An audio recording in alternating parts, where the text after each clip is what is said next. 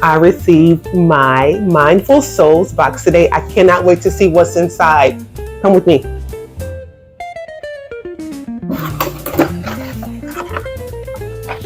Here's the informational packet of everything that they included. They always send some words of affirmation. So this one is affirmation for crystal work. And that's my sticker. They always include a little sticker. They're always interesting. Here comes the good stuff. Okay, this is beautiful. You see the little gold sprinkled in there?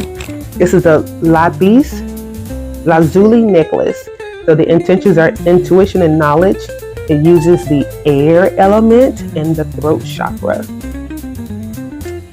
Ah, pretty. Moss agate and labradorite. That's what I write?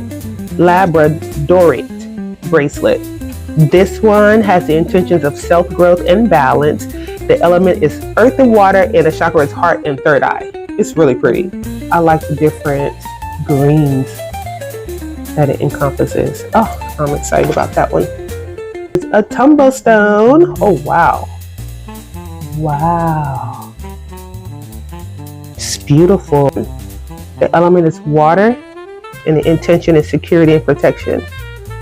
This one encompasses the third eye chakra. Oh, it's beautiful.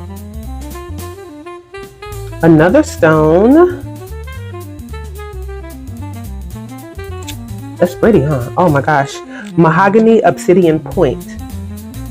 The intentions are healing and letting go. The element is fire and earth, and it's for the crown chakra.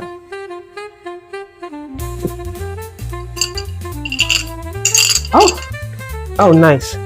A lotus flower incense holder. It's for relaxation and mindfulness. The element is water and fire, and it's for the crown chakra. Last but not least, we have, gorgeous, beautiful spoon with clear crystal. The intention is mindfulness and joy.